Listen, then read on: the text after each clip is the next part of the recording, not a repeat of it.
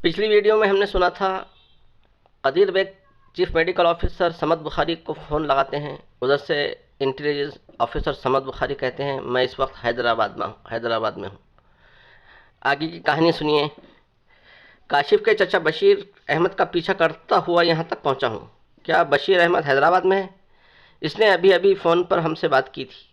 उसका मतलब यह है कि इसके साथ काशिफ की वालिदा भी हैं।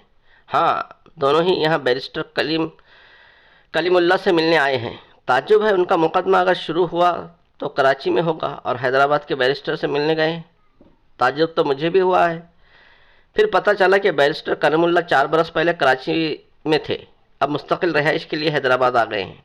4 बरस पहले बैरिस्टर कलीमुल्लाह ने ही काशिफ को पागल साबित किया था और अदालत से दरख्वास्त की थी कि इसे पागल खाने भेज दिया जाए। इसलिए वो लोग फिर इसी बैरिस्टर से मशवरा लेने गए हैं।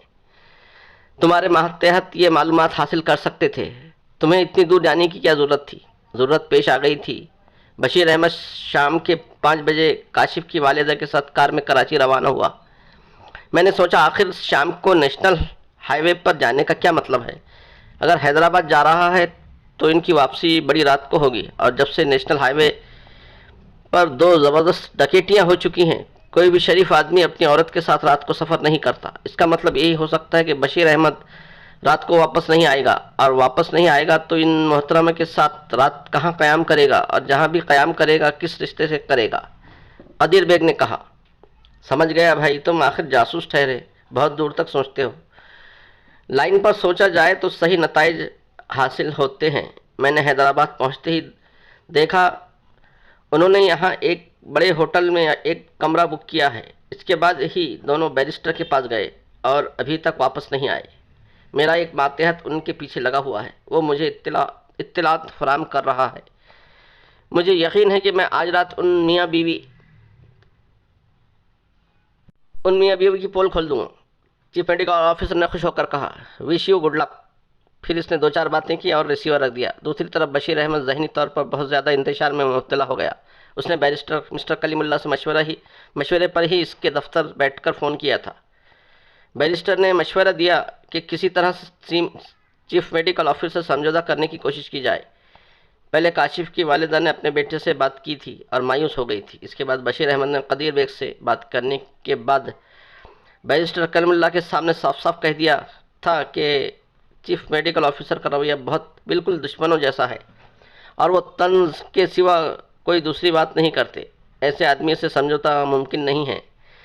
बैरिस्टर ने कहा, आप पागल खाने के डॉक्टर, इंस्पेक्टर, असिस्टेंट वार्डन को अपनी मुट्ठी में रखें। अगर इनमें से कोई इतराफ़ करेगा कि काशिफ को हिजान इंजेक्शन लगाया जाता था तो तुम्हारी पोजीशन कमज़ोर हो जाएगी। बेगम ने अपने आंसू पोंछते हुए कहा, बशीर अहमद, तुम मुझे धोखा देते रहे हो, मेरे बेटे को इंजेक्शन के ज़रिए पागल बनाते रहे हो और मुझसे झूठ बोलते रहे। मेरा बेटा इल्तिजाएं करता रहा, बच्चों की तरह बिलखता रहा, कस्में खाकर मुझसे कहता रहा कि इस पर जुल्म हो रहा है, लेकिन मैं तो उसकी बातों पर यकीन नहीं करती थी। तुम पर अंधा एतमाद करती चली आई। बैरिस्टर ने कहा, भाई तुम दोनों में अभी से इख्तिलाफ है तो फिर दोनों का खुदा हाफिज। बशीर अहमद ने कहा, नहीं बैरिस्टर साहब, बस यूं ही कुछ कभी कभी गुस्से में आ जाती हैं, इनको मैं हैंडल कर लूँगा। मैं पहले ही कह चुका हूँ किसी भी केस के सिलसिले में अब कराची नहीं जाता हूँ। तुमने मशवरे के लिए कहा था तो मैंने मशवरा दे दिया। चीफ सीएमओ कदीर बेग से ज़्यादा से ज़्यादा ये साबित कर सकता है कि काशिफ मुनीर पर पागलपन का दौरा नहीं पड़ता, लेकिन इससे ये साबित नहीं होता कि माजी में भी दौरा नहीं पड़ता होगा।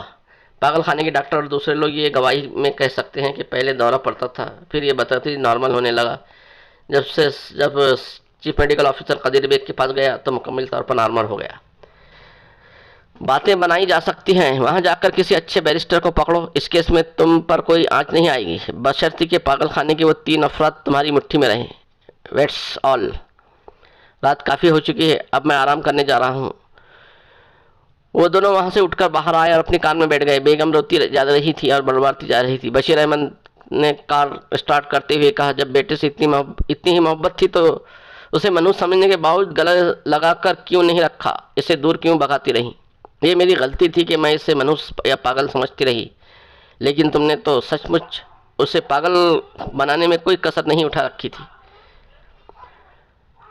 तुम भी शऊरी या गैर शऊरी तौर पर ये जानती थी कि भाईजान का कारोबार की आमदनी तुम्हारे हाथों में आती रहे। इसके लिए ज़रूरी था काशी हमसे दूर रहे। इसने पहले ही तस्वर में तुम्हें दुल्हन की हैसियत से देखकर हमारी शादी की पेशगोई कर दी थी। अगर वो हमारे साथ रहता तो किसी वक्त भी हमारा भेद खुल सकता था। तुमने मेरी बात से इत्तेफाक किया था कि वो नीम पागल है और इसे दौरा पड़ता है, तो इसे पागल खाने में ज़ेर इलाज रहना चाहिए। हाँ, मैंने पागल खाने में ज़ेर इलाज रखने के लिए कहा था, उसे पागल बनाते रहने के लिए नहीं कहा था। तुम बेटे के लिए गड़ा खोदने के लिए भी कहती हो और ये भी कहती हो कि इसमें दफन ना हो, तो ये कैसी अहमकाना बातें हैं। बेगम ज़रा गौर करो तो तुम्हें यकीन आ जाएगा कि मैंने जो कुछ भी किया है तुम्हारी मोहब्बत तो तुम्हारी खुशियों के लिए किया है। वो लड़का बचपन में भी मनुष्य था, जवानी में भी मनुष्य साबित हो रहा है। आइंदा वो तुम्हारे लिए अजाब बन जाएगा, अजाब जान बन जाएगा। मैंने सोचा था कि वो ज़िंदा रहे, तुम इसे पागल खाने में देखती रहो। इसकी आगे की कहानी सुनने के लिए वीडियो को लाइक करें, सब्सक्राइब करें। सुनने का बेहद शुक्रिया।